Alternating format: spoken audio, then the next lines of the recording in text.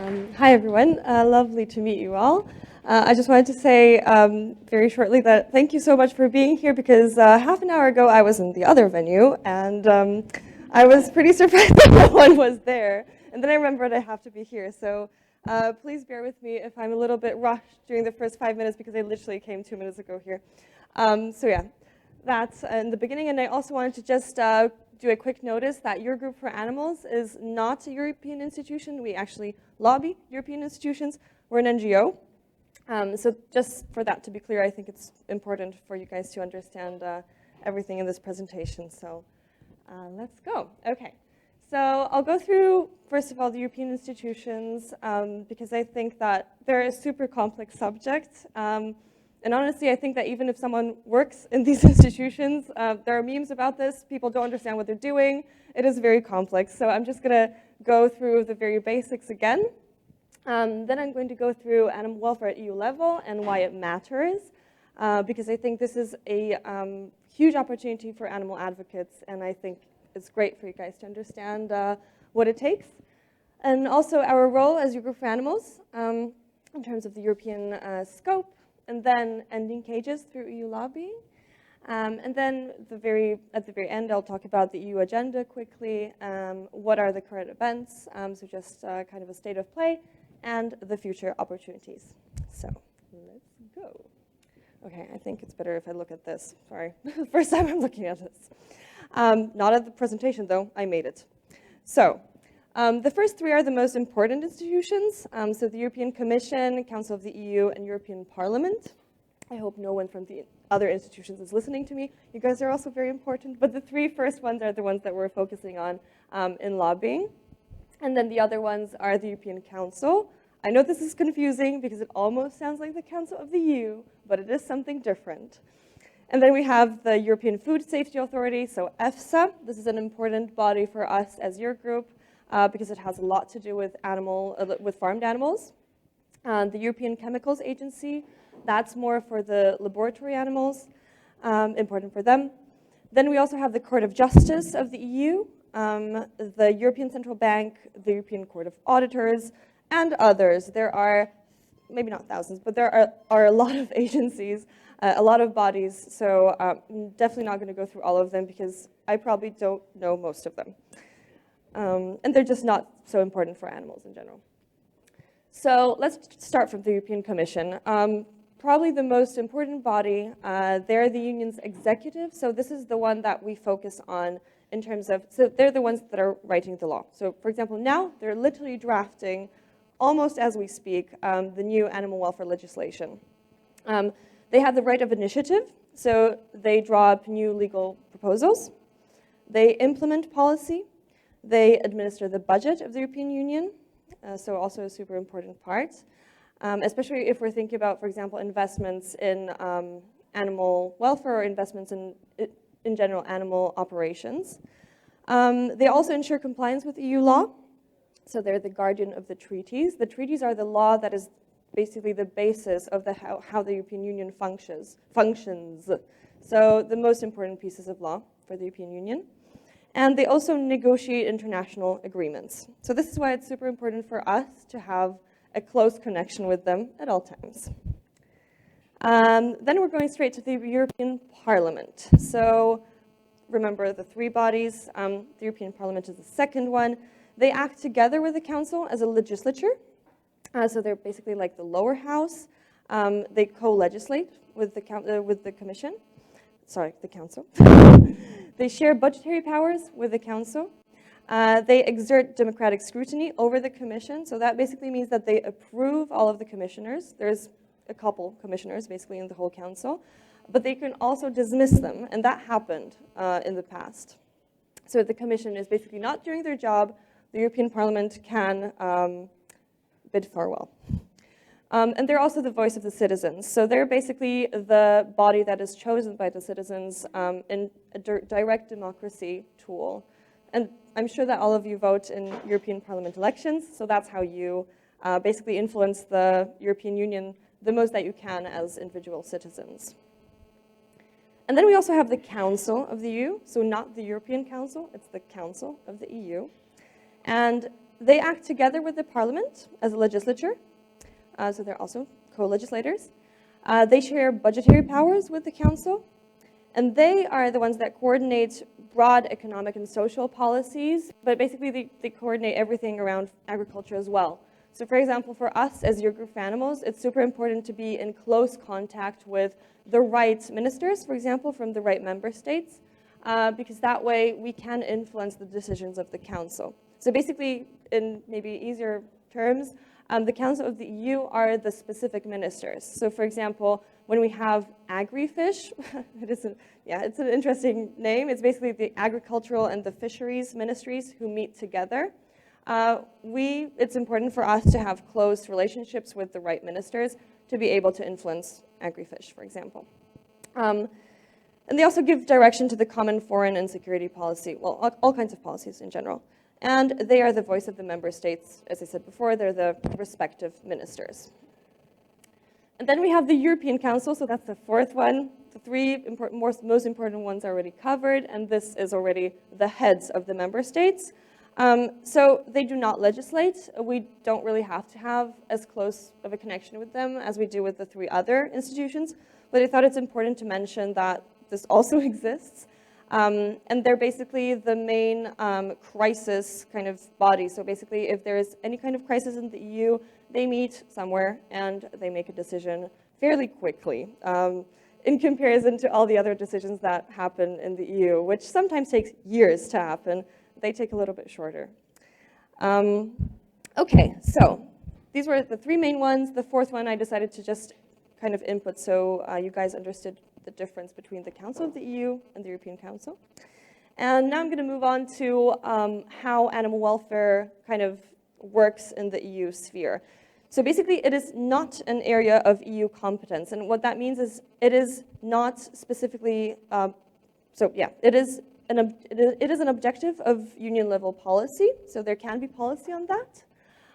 But it is in the same way as, for example, principles of non-discrimination, for example, health policy as well, and transparency. And they're all established as a fundamental principle of the bloc.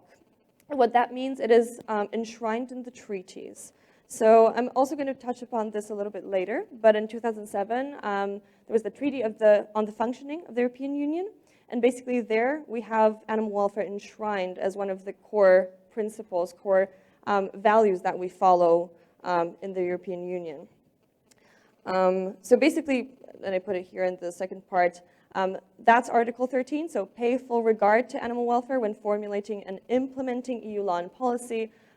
It's basically an article that we use often when we argument for changes for animal welfare. So we basically say, hey, this is enshrined, that's why you have to do this and that, for example, for animals. And it was really a huge step forward to see, in law that sentience of animals is there. It's in word. A huge step forward, definitely. And now I want to touch upon the Brussels effect, and this is also, why all of you guys are here. It's something that you probably feel that is important, but it's, there's a whole book about it, and I do recommend it. Basically, what it is so the EU is a superpower in terms of law, influences, but also trade. So I think it's really important to use that, that influence that it has. It sets the rules rather than being beholden by the rules of other countries or territories. And so, for example, agriculture policy is part of that. And it's not only policy, but it's also trade. So, for example, we do know that everything that we do with agriculture in the EU, so let's say a new strategy, will have a huge effect on all the markets that we trade with. So that's why we focus on it so much.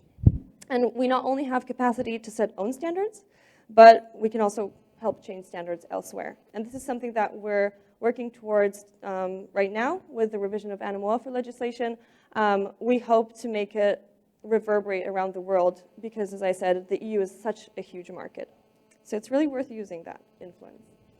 And just to finish up on the Brussels effect, the upcoming rules on animal welfare will definitely reverberate globally. They're going to make a difference for all animals. So for example, if we have a ban on cages in the EU, but we also have an agreement that we do not import products that don't meet our standards, what that means is we cannot import products that are produced by caged animals. So what that means is basically we're going to influence all markets that we trade with, all countries that we trade with, and that's going to basically make global change happen. I know this sounds very optimistic, but this is what is going to happen. So I think it's good news for the morning. And working through Brussels can be very slow, but there is definitely a huge added value. And maybe an example of what is happening very slow, because I think it is also important to talk about our failures, is, for example, the situation with tail docking. So tail docking in pigs was banned in 1991, routine tail docking, but we all know that it's still happening. So that's 30 years later. So that's definitely something that is one of the examples of how working through Brussels can be very slow. But then again, some things take 10 or 20 years to happen, but when they happen, the impact is massive. So I think it is worth thinking about that effect that we can have. So on to your group for animals and how we work. What is our mission for you guys to kind of understand how we influence all of these things happening. So we talk about 3 roles. One of them is we're a pan-European animal advocacy organization. We do like to use the term animal advocacy. I kind of feel like it covers all bases because our members are from all different kinds of the spectrum of the movement, and I think that's our strength, actually. We represent our members and more generally the interests of animals at EU level. And basically, because we've been around so long, we were founded in 1980, I feel like we are very visible for the right policymakers, for the European institutions, and we get to be invited to the relevant stakeholder groups.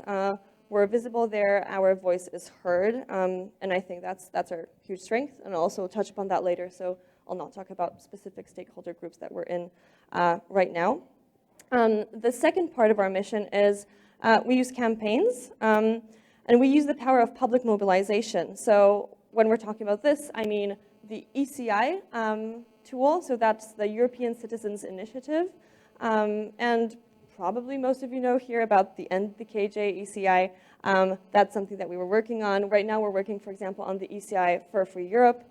It is one of the direct democracy tools that we have in the European Union, but to make it actually happen, to make it successful, we need to have many organizations working on it at the same time. We have to have a huge mobilization of citizens because you have to get 1 million signatures. The truth is that it's safer to get way more than 1 million. But you also have to have widespread support from from many member states. It can't be from one member state only. So it really is a common struggle to do it all together. Yes, to connect citizens with EU decision makers. So that's basically what we do through the ECI. Because the ECI is such a special tool because the Commission has to respond to that. So basically, if it is successful, if we reach 1 million signatures, the Commission has to give any kind of response. It doesn't have to be positive. So basically, the thing that happened last year, the Commission declaring that they will ban cages, was pretty special because before it wasn't always the case, which was also why the success was so huge. And the third pillar of our mission is that we act as a facilitator between our members. We have working groups. Basically, everything that we do is driven by our members. So every program that we have, so for example, my farmed animals program, we have a working group for farmed animals, but we also have subgroups. So for example, we have the chicken subgroup. We have the transport subgroup. And our members there meet every now and then. They work on documents together, they work on strategies together, and really everything that we do comes from our members. And we're the bridge between them and the institutions. We don't do anything on our own, basically. And how we work with the European institutions. So it is a pretty, yesterday I was talking to one of the people here who also work with lobbying, and she mentioned that lobbying is pretty similar everywhere.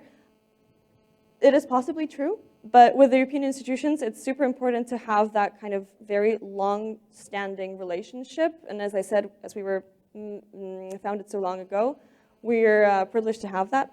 But of course, we still work hard every day to build that constructive relationship with them, with all the institutions. And through that, we're directly influencing the policies, which is super helpful to reach our goals. And As I mentioned before, we hold seats in specific expert groups. So for example, well, there is a ton of them, so I'm not going to cover all of them.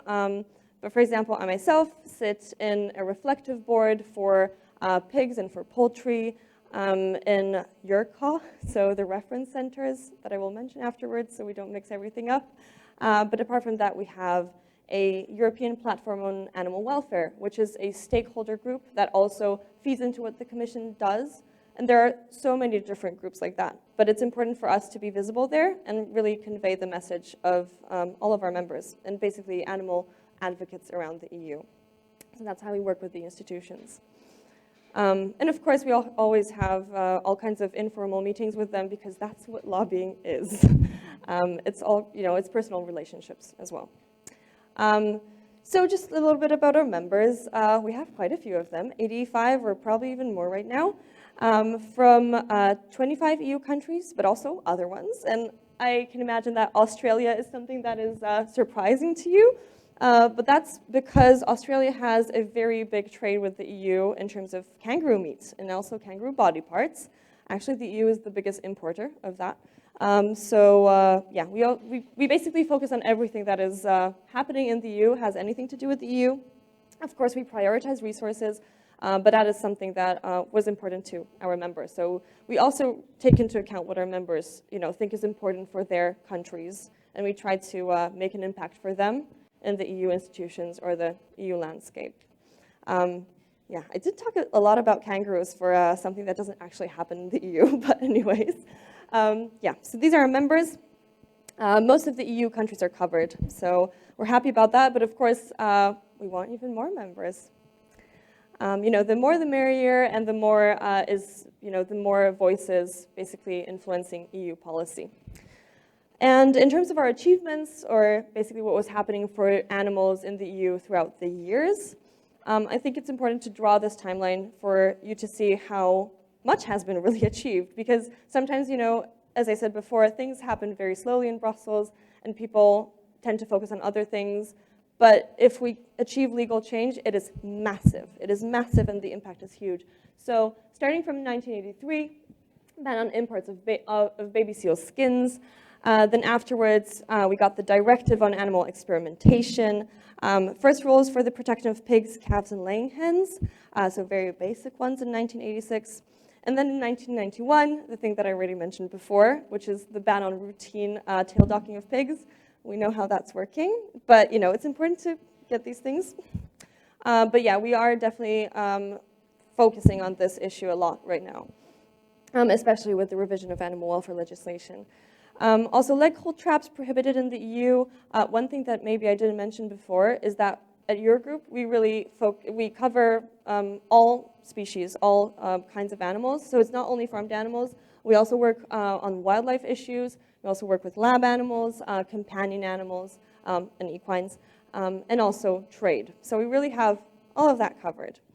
We have specific colleagues for different things. And then also timed journey limits for animals during transport. But these were the first rules. Of course, later in 2005, we had a more specific regulation for transport. Then on 1997, ban on veal crates. 1998, zoos directive. 2001, reduction of time on sow stalls. 2005, a pretty big milestone, which is the regulation for the protection of animals during transport. And actually, this is one of the areas where enforcement is very low. So basically, that's one thing that we're focusing on a lot. And I'm sure you guys know how big an issue this is. So I'm not going to talk too much about that. Then in 2007, that's when the Treaty on the Functioning of the European Union came into force. And this is what I mentioned before, the article about animal sentience. So this was a huge groundbreaking moment for animals. First time they were acknowledged as sentient beings in EU law. And we're using this article till this day in our work. And then in 2009, regulation on the protection of animals at the time of killing. And this is, again, something that is being revised right now. So not only this, but also the regulation on the protection of animals during transport. Two pieces of legislation that are being regulated on, are being revised right now. Then in 2010, council conclusions on cats and dogs. And just a quick note here, council conclusions, it is a mouthful. It's a decision that the council makes after a meeting on or a series of meetings on a specific subject. And these things are super important to influence what happens next with the specific subject. So I know it might sound like, you know, oh, it's just a conclusion or it's just an agreement, but it's actually a pretty important thing. So council conclusions, and then alternative methods and 3 Rs enshrined in the directive on animals used for scientific purposes. Then in 2012, another milestone, EU strategy for animal welfare. So that's something that we're using till this day. The Commission came together to create that strategy. Then in 2013, ban on marketing and testing of cosmetics on animals. And of course, this is one thing that has a lot of loopholes, and we're also focusing on that. 2016, animal health law with key welfare provisions and the adoption of the EU Action Plan on Wildlife Trafficking. Then in 2017, establishment of union reference centers. So here I'm going to pause for a second because, as I mentioned before, I'm part of the reflection board for the pigs reference center and the poultry reference center. So these are basically these are bodies that are supposed to help with enforcement of EU law. They help member states with their questions. So for example, if a member state doesn't know, and this is a question I was just reading a couple days ago, a specific member state, they actually anonymize it, asked the reference center, but the questions are open so everyone can see them. Asked a reference center, what is the age, like at what age can the pig be described as a mature pig? And then the reference center replies, and they give the specific science behind it, and so. So basically, they help enforce law, but they also help support member states with their legislative process and with their scientific questions. Basically, that are the basis of their legislative process. And the reflection board is an important part of the reference center because it is a board, so the reference center is mostly a scientific body. It's just scientists from different universities, from different member states. It's not a political body. But it has a reflection board that basically consists of scientists, but also sometimes people from industry associations. So we're also there to make sure that they're not the only ones there. So in 2018, animal welfare was included as a standalone chapter in the trade agreement with Mexico. And this is an important, again, milestone because in trade, animal welfare really wasn't seen as something that should be discussed. Yeah, our trade team is making huge steps with that. And then the European Court of Auditors, so one of the bodies I mentioned before, but I didn't really talk about, first ever report assessing the Commission's action in ensuring animal welfare. And then also animal welfare linked to sustainability in trade by the Commission for the first time. And in terms of sustainability, this is a very big topic that is coming up. It is of great interest to the Commission, but the problem is that for now, animal welfare isn't really seen as part of sustainability, and we're working towards changing that. We really want to make sure that animal welfare is seen as part of that agenda. It cannot be seen as something nice to have. It has to be something that is together with sustainability. And anyways, how can you have sustainable products if they're not animal welfare friendly? I don't think it's possible. And then in 2019, first horizontal council conclusions on animal welfare. So as I mentioned before, conclusions, an important thing from the council. EU farm to fork and biodiversity strategy in 2020. And that is something that we are operating on all the time now. We're basing most of our work on that. So basically, the strategy came from the European Commission. There was a lot of great declarations from them in that. So for example, they mentioned sustainability as an important thing, but animal welfare was really, the core of all of that. They also talked about introducing a EU-wide animal welfare label, which was great, and all kinds of different changes. But they also mentioned that plant-based diets should be should be part of the strategy as well. So that was pretty groundbreaking. And then, of course, the ECI that I mentioned before and the cage age, a huge moment for animals. And also the European Court of Justice ruling on the legitimacy of mandatory introduction of pre-slaughter stunning by member states. So this is something to do with the ECJ, European Court of Justice, but we're including that in our work on the revision of the slaughter regulation. And then it's actually not July 2021, it was the 30th of June 2021, but anyways, that's when the European Commission held a beautiful press conference. It was a great moment. Basically, we were actually going through our AGM, Eurogroup for Animals. We paused our conference just for that moment of seeing the press conference of the Commission and seeing Stella Kyriakides say for the first time that they're going to decide to ban cages was a very moving moment, and that happened last year. So the Commission committed to phase out cages for farmed animals across Europe. And of course, it is groundbreaking, but this is not the end of our work. It's not that right now we're waiting for it to happen. We're working with the Commission all the time to ensure that the right standards are going to be included in the revised animal welfare legislation, and that the Commission won't. The risk of backing out is minimal, but we want to make sure that the transition goes as smooth as possible and that it goes as well for animals as possible. So what was achieved in 2021 specifically? It was a great year for animals, so I want to talk about that a little. So the demand for species-specific legislation, so something that we are strongly supporting. We believe that for every species farmed, we should have specific provisions, which is not the case right now. It was supported by the Vucht Alliance in the Council, so basically, I'm not sure if I pronounced them well, but this is basically an alliance of a couple member states who have a little bit more progressive animal welfare policies. So for example, some of them it's the Netherlands, Sweden, a couple of other member states. And these alliances are important in the Council because if a few member states get together and decide on something, they can then influence other member states in the Council, which is why it's so important to have good relationships with them. And make sure to really make use of that. Then also the ECI and the KJH, again. EU PAW is the platform on animal welfare, so it's one of the stakeholder groups that I mentioned before. It is an important group that was created by the European Commission to support them with making their decisions. So of course, we're part of that, we're part of the subgroups. They have subgroups on different issues. So they have a subgroup on animal welfare labeling, they have a subgroup on chicken welfare, they have a subgroup on dairy cows as well, and a couple other ones, and we're members of each of them. So EU PAW subgroup on animal welfare labeling recommendations on an EU-wide animal welfare label, which is again a super important thing because the Commission has to hear from all sides that this is the way to go, and especially from their stakeholder groups. So this was a great step forward. Another thing, adoption of aquaculture strategy to 2030.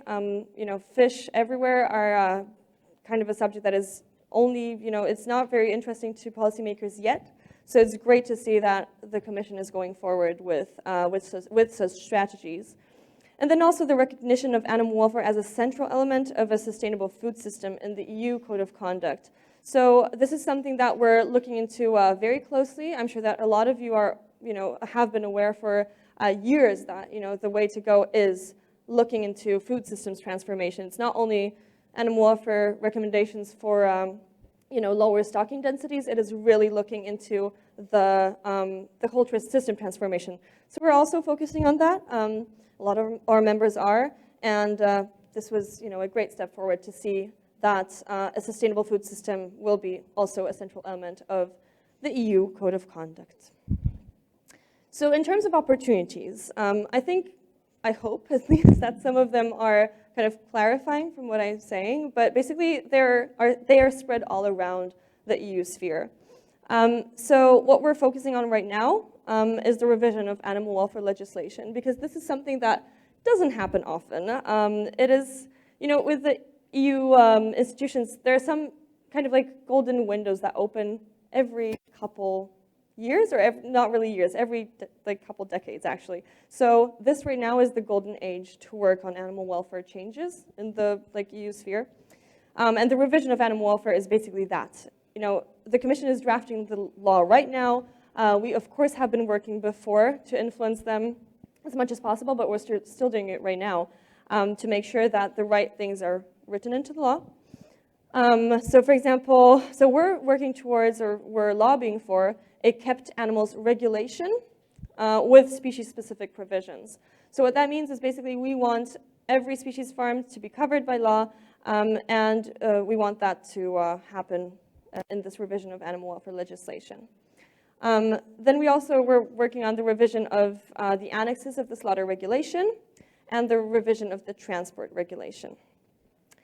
And another great opportunity, which I actually mentioned before, is the reference centers. So just a small note on this. These are the centers that support member states, but also support the Commission with scientific knowledge.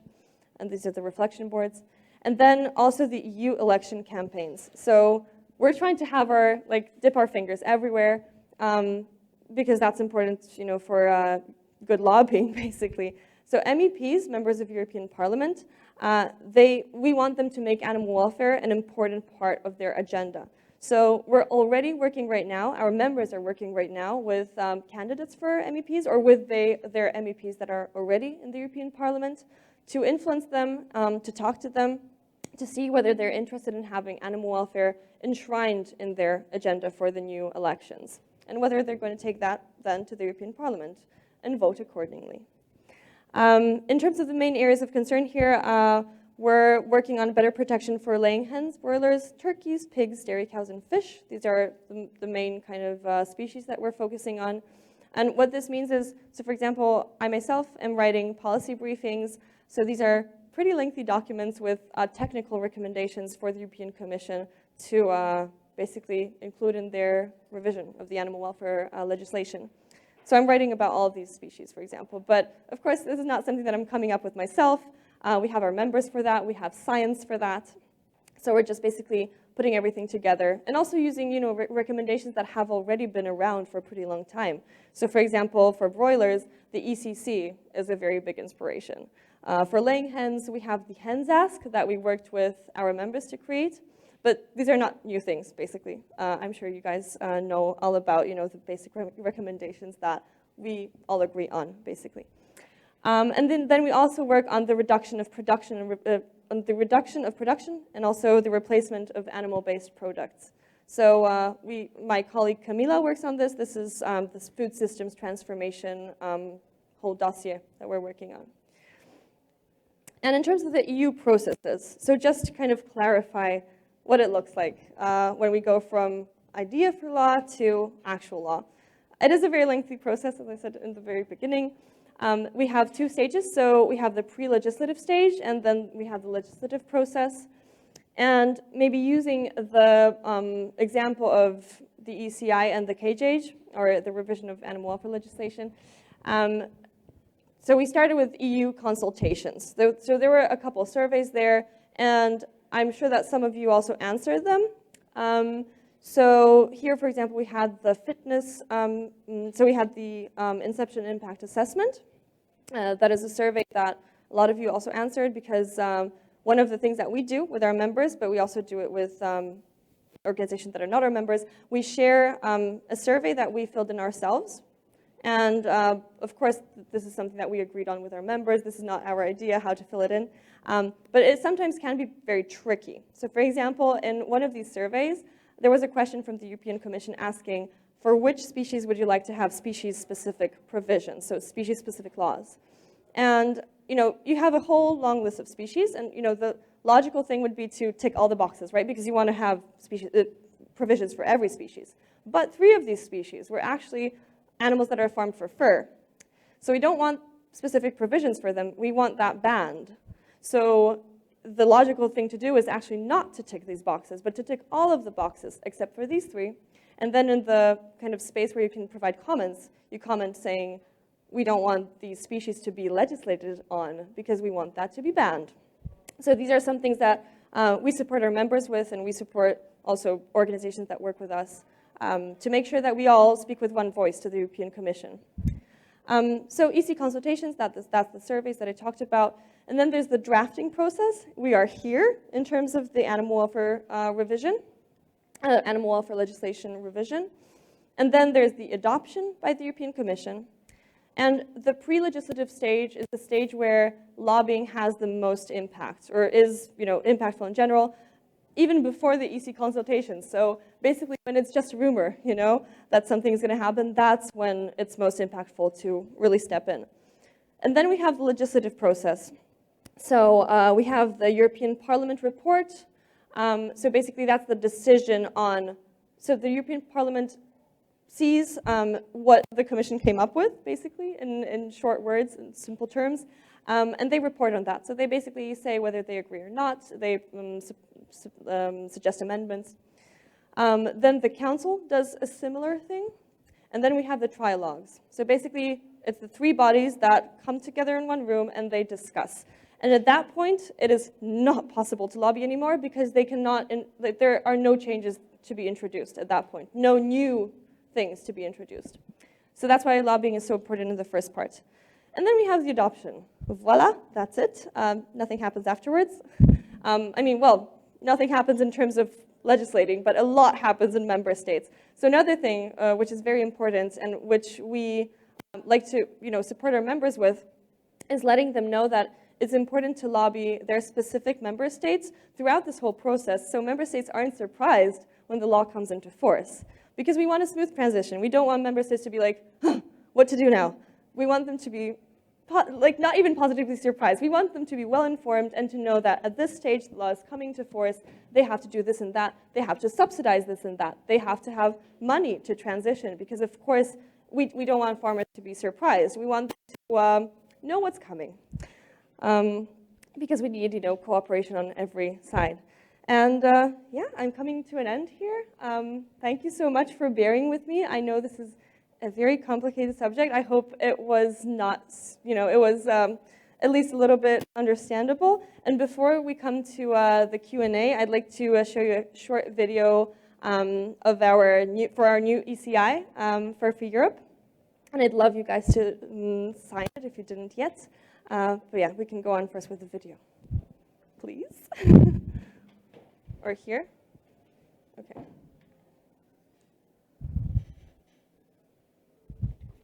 Should I put it? Okay. Wow, so much independence.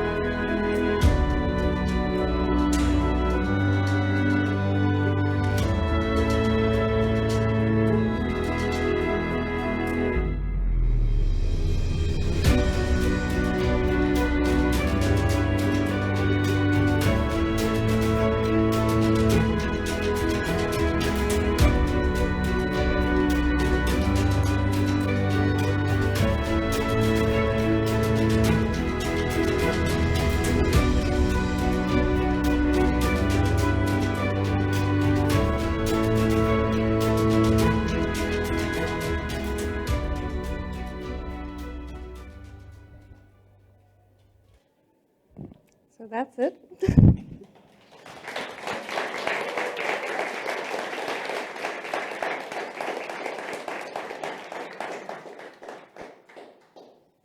Okay, any questions? Thanks a lot, Maya, for an insightful talk and an inspiring clip at the end. So here's for the questions from the audience. What are some promising animal welfare policies and regulations that may realistically be implemented in the upcoming years? So I would say that, the most promising opportunity is the one I was basically talking about all the time. So the revision of animal welfare legislation and the policy on ending cages. That would be basically the main thing that we're focusing on.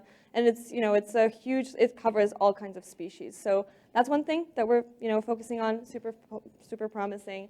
Another thing is everything that's happening with the slaughter regulation. So, for example, we're lobbying towards ending male chick culling, but also ending CO2 stunning for pigs. And we think that that might come to fruition. Another thing is the transport regulation. So for that, we're lobbying for banning transport to third countries.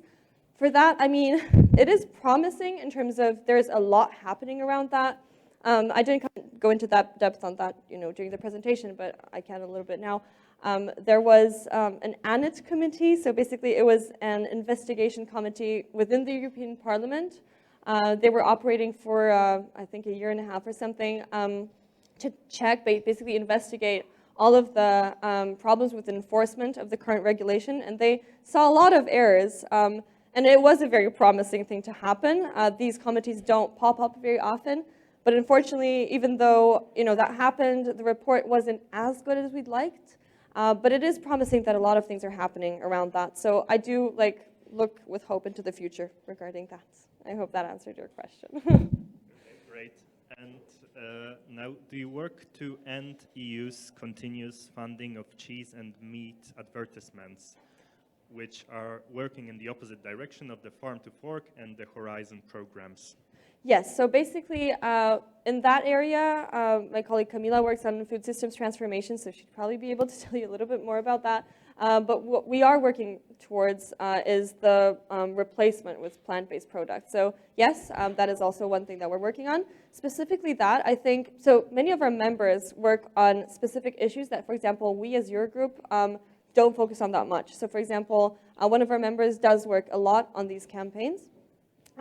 Again, one thing that I didn't really maybe elaborate on during the presentation is that we don't do everything that our members do. We're there to bridge from their work to the European institutions, because that's basically the most resourceful thing we could do, right? So, for example, our members, sometimes they know, they always know best what works best in their member states or in their area. So we don't step into that. We use their expertise to put it into the European institutions, and then we feed our expertise from the European institutions to our members. It's a symbiosis. So we learn, they learn, and that's how it works. Okay, great. And for the next question, are there organizations analogous to Eurogroup for Animals but working against your cause in defense of the status quo of in factory farming? How impactful are they? Can you repeat that question? Do you mean anonymous? I don't think I understand. Are there organizations analogous to yours, but working against your cause, so in defense of the old order? Well, of course. As with every lobby, there is a lot of. We have a huge counter lobby. The industry organizations are well funded. They're out there, and we meet with them during all these stakeholder groups. So yes, they are very present. But then again, surprisingly, there are some things sometimes that we can work together on. And for example, there is one organization that focuses on breeding. And sometimes we can work with them because they're, for example, interested in transporting genetic material. And we're also interested in moving towards transporting genetic material instead of live animals. So sometimes there are things that we can work together on. And basically, in lobbying, it's super important to have good relationships with most people, the most organizations that you can. So we try to have that. But yeah, of course, we have a lot of, the counter lobby is very big. Okay. So it's a bit of a surprising perspective, like interacting with the opposing movement. Yeah. But so that's something I've learned today. And for the next question, what is the current status for the animal welfare label? Will it be mandatory, and when will it be done? So basically, we would love it to be mandatory. That is, our line of work.